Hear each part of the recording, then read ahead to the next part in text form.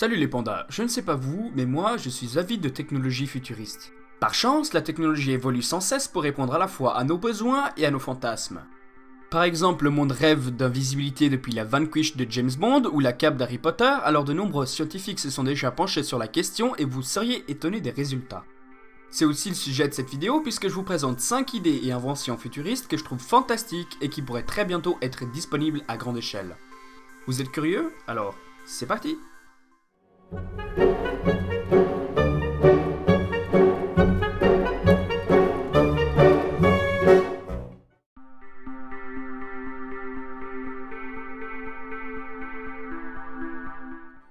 Alors, on commence tout de suite avec un peu de statistiques.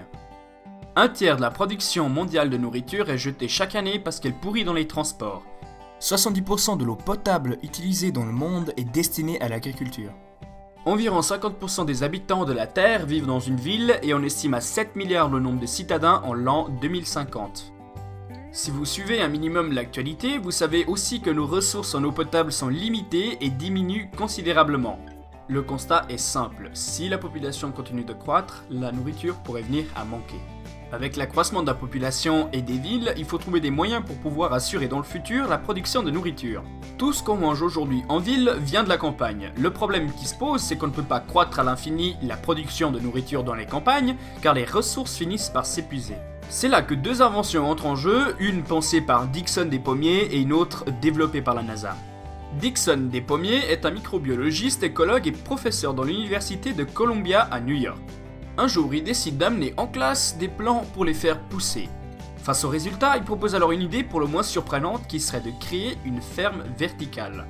Ce serait un peu comme un grand immeuble transformé en ferme et qui serait capable de nourrir, selon son système, jusqu'à 30 000 personnes par année.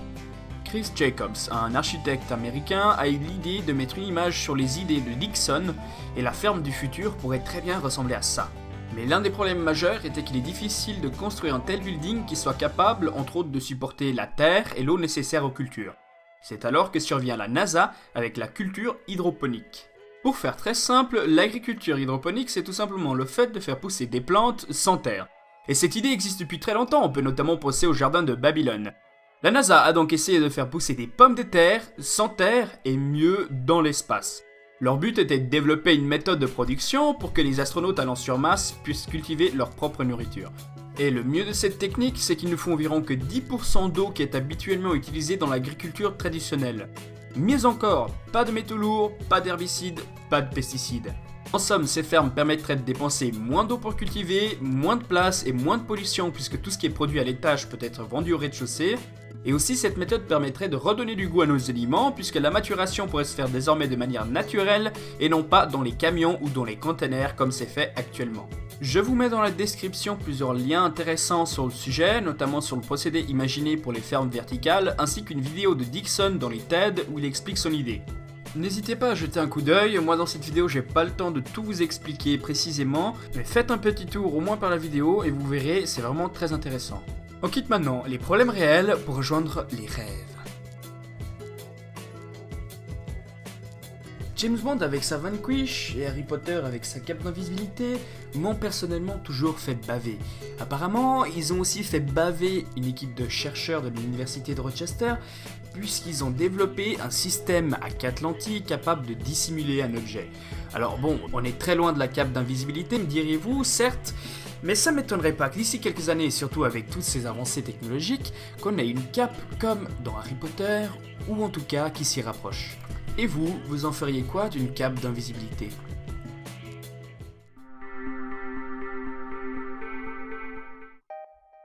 Ah, la voiture volante! Imaginez-vous au volant, au gré du vent, dans un soleil couchant à bord de votre voiture volante. À condition bien sûr d'avoir plusieurs centaines de milliers d'euros. La voiture volante est un emblème de tous les films de science-fiction futuristes. Cependant, c'est en passe de devenir bien réel puisque plusieurs prototypes ont déjà été créés, notamment le plus frappant étant l'aéromobile. Cette voiture, avec son design tout droit sorti d'un film de science-fiction, est tout de même capable de rouler à une vitesse de 160 km/h et de voler à 200 km/h pour une autonomie de 700 km en vol. Bien pratique pour les bouchons. La société souhaite commercialiser la voiture volante à partir de 2017, bien que certains pépins viennent s'ajouter, notamment le crash de la voiture lors d'un vol d'homologation. À ce rythme, peut-être que bientôt les enfants ne demanderont plus une Twingo d'occasion pour leurs 18 ans, mais bien une voiture volante. Bah oui, c'est beaucoup plus alléchant pour la frime.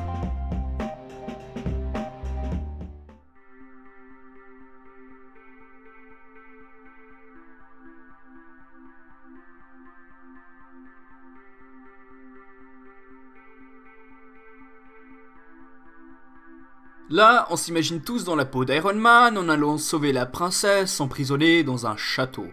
À moins que je confonde l'histoire. Le DARPA, ou Agence pour les projets de recherche avancée de défense en français, est une agence du département de la défense des États-Unis chargée de la recherche et développement des nouvelles technologies à usage militaire. Ils sont notamment à l'origine du développement de nombreuses technologies qui ont des conséquences considérables dans le monde entier, notamment les réseaux informatiques, ARPANET pour ceux qui connaissent, qui a fini par devenir Internet. Et ces petits coquinous ont un petit budget de 3,2 milliards de dollars américains pour développer toutes sortes d'idées. Pour vous donner un ordre de grandeur, certains spécialistes estiment que l'aéromobile serait à peu près à 150 000 $, et bien la DARPA pourrait chaque année se procurer à peu près 21 000 aéromobiles. De quoi équiper beaucoup de monde. Et ils ont récemment développé un exosquelette capable d'exécuter des mouvements automatiques tels que marcher, etc. Et à terme, le souhait des chercheurs est de créer un exosquelette capable d'être contrôlé par le cerveau, par exemple au même titre que nos jambes. Le dispositif annonce pouvoir seconder un soldat de 80 kg avec une charge de 45 kg à une vitesse de 1,25 m/s, le tout pour une autonomie de 24 heures. Parmi ces nombreux projets, la DARPA compte aussi des robots qui pourraient venir en soutien aux forces de l'ordre en cas de problème majeur. Franchement là, on a vraiment l'impression qu'ils sont inspirés d'Iron Man.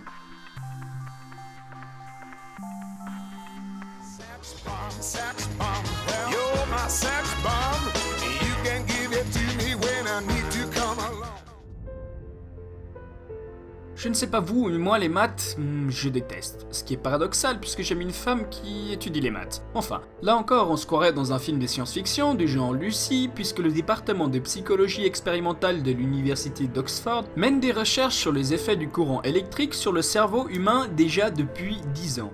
Pour faire court, ces génies identifient les parties du cerveau en relation à un certain type de tâches et les stimulent afin de nous rendre meilleurs, par exemple en maths. Le concept est d'envoyer des pulsions électriques dans le cerveau pour accélérer les connexions des neurones. Ils estiment qu'en faisant cela, ils peuvent améliorer les performances des sujets jusqu'à 28% et sans effet secondaire. Mais désolé de vous décevoir, ce n'est pas encore aujourd'hui que vous allez ramener des 20 sur 20 en maths, puisqu'il faut encore attendre selon certains spécialistes au moins 2020 pour que la technologie soit disponible au grand public. Mais ces techniques, au même titre que les robots par exemple, créent d'énormes problèmes d'éthique. Le problème est de savoir qui aurait accès à cette technologie. Est-ce que ce devrait être les personnes qui sont par exemple déjà bonnes en maths, ou bien les personnes qui justement ne sont pas bonnes en maths? Est-ce que la technologie serait chère de sorte à ce que seuls les riches puissent y avoir accès? Mais si seuls les riches ont accès à cette technologie, eh bien ça créerait facilement des disparités encore plus fortes entre les différentes classes sociales. Mais que ce soit clair, cette invention ne rendra personne plus intelligent. L'intelligence est un ensemble de connaissances et de facultés permettant de réfléchir et prendre des décisions.